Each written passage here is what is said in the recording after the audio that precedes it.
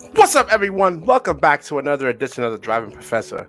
For those of you who are new to the channel, I am your host, Rashid, and I'm a professional driver with over 20 years of professional driving experience. I've driven buses, tractor trailers, cross country, and I'm here to teach people defensive driving strategies that hasn't been taught to people in driving schools. That's normally only taught to us professional drivers, in a sense, from most companies, in a sense. So not every single last bus company or truck company out there, but the big ones. And all right, so this video is going to be about, as you can see the text on screen and the title, thumbnail, truck driver gets 20 years for a school bus accident that didn't result in nobody dying or anything like that. Nobody died from this, but he got 20 years. We're going to watch the video here and we'll critique it, and I'll give my personal observations here and analysis.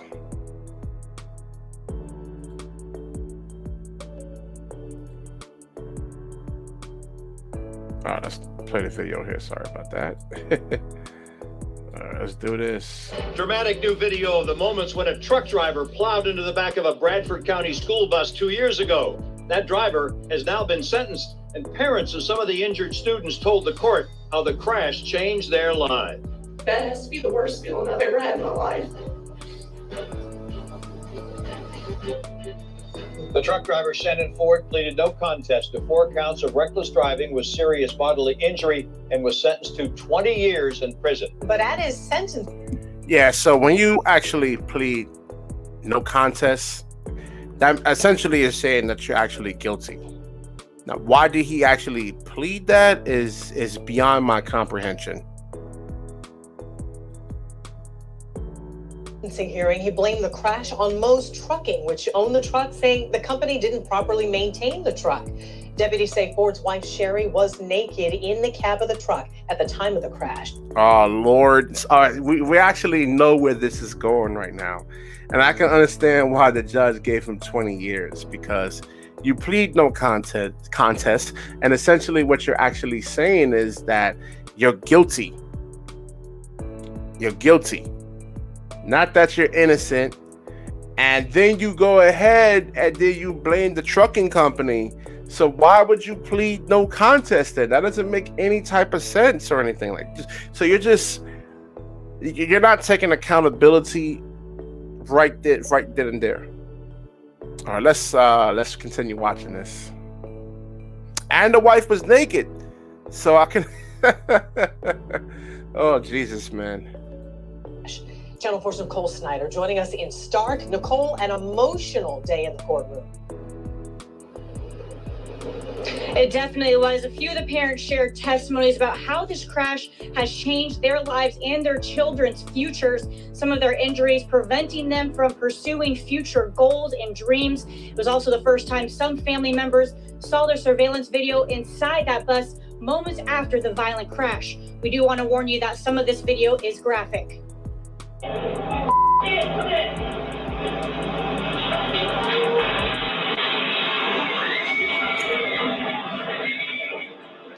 Actually, I think it could have been much worse if the bus was actually at a standstill. So the fact that it was moving a little bit, it actually lessened the impact from actually being worse, in a sense.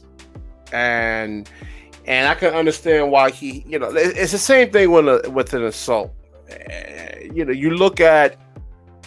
You hit a person and he's crippled. I mean, he falls back, he hits his head, he's in a coma, and his life is drastically altered.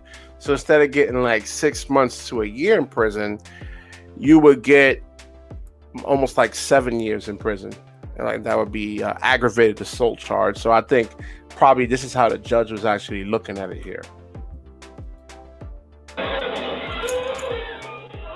Every time I close my eyes at night, I hear those screams and see those scared little faces. The heart-wrenching cries replay in Jennifer Swanson's mind. I watch the color leave Jessica's face and she's telling me to tell her mama she loves her. Swanson rushed to aid her students in the back of the bus who lay helpless. One of those, Jackson, who suffered an open skull fracture.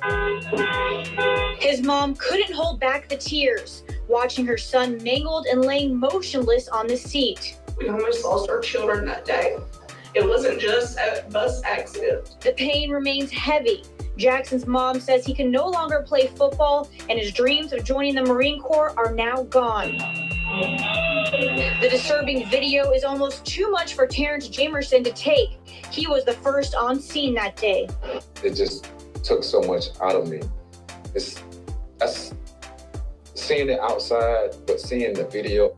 Now, this is very traumatizing in a sense, though, and you can understand why sometimes you get police officers that are in a bad mood. Now, imagine if you're a police officer, you have to respond to an accident scene like this, and you see a kid with an open skull fracture, and you just see an idiot behind the wheel that you really seriously just want to punch in the face, but you just can't. You have to hold back all those emotions. It's just not. You have to sometimes. You can understand why sometimes cops can be in a bad mood. You never know what they have to deal with on a regular basis, and I'm lost for words here in a sense. This is horrible. Of the bus, inside the bus, how those kids got hurled around, that just brought me back to Yeah, listen, I used to drive a tractor trailer cross country, and I was in a parking lot. I wasn't wearing my seatbelt, and just in the parking lot, I ran over a tree stump, and it picked me. And it's like I was only doing about 3 miles an hour, and it picked me up and threw me right out of the seat, and that was only at 3 miles an hour. So I can imagine this truck driver over here slamming into that bus at, which looks like 30 to 40 to 50 miles an hour there. So I'm glad that these kids, none of them died, and it's definitely unfortunate about the kid that had the open skull fracture. And this is not a game over here, and this is for all my professional drivers out there that they think, I don't know, society doesn't actually blow up being a truck driver as a sexy job, and I know they put silly like a basketball player and a football player and musicians and different doctors and lawyers as okay, this as better than you in a sense, and you're nothing and your job doesn't mean anything. But this is a serious job over here, and you're actually impacting other people's lives, and these are kids. And I don't know if this guy had any children, but I can imagine how he would actually feel if his kid was actually in that bus there. He would be very, very upset. Tears. Shannon Ford's wife, who was in the truck at the time of the crash, broke down after his sentence was read.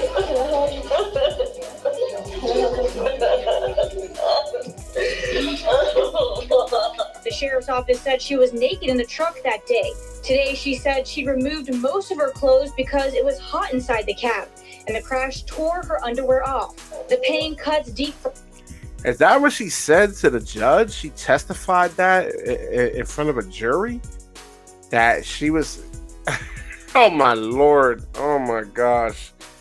I don't know. The lawyer on the truck driver's end was really smart, but why would you testify to that? I mean, and say that in front of a jury and a judge, and who knows? I will have to look at this whole trial. You don't know what they said to the grand jury, and then when it goes to a jury now, and let's finish this up here. For her and for the families who will never be the same. I pray that one day he understands how one bad decision can affect the lives of so many people, and make a decision to turn his life around. In his sentencing hearing, Ford did blame the trucking company for not properly maintaining the truck that he was driving in that day. The judge did sentence him to 5 years on each count, which he will serve consecutively. For now, reporting live in Star. Yeah, and listen, with an accident like this, they're definitely going to investigate the truck itself, that truck will be thoroughly examined. They're going to look at the cameras when he actually pulled that truck out. They're going to look at whether he pre-trip it or not. I mean, all this stuff is the maintenance records. I mean, everything is actually there. And after an investigation, they'll actually say this guy was lying. And you got to look at the wife being naked in the cab, and who knows.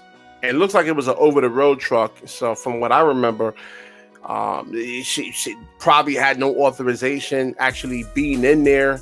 And I know state troopers can actually ticket you for that. If they pull over a semi-truck that's over the road, they'll ask if the person's actually authorized to actually be in the truck with you, in a sense, and call your company up. So I don't think this guy was bad. I just don't think he didn't take the job seriously enough. And for a lot of people in different professions, it's like that. They just want a job, and they're not doing it for the right reasons. We see this in all facets of society, in a sense. Could be a athlete, a sports athlete, a doctor, a dentist, a lawyer, a judge, anything there. So we're gonna wrap this video up. If you like it, please comment. Definitely share this one out over here. Subscribe, of course.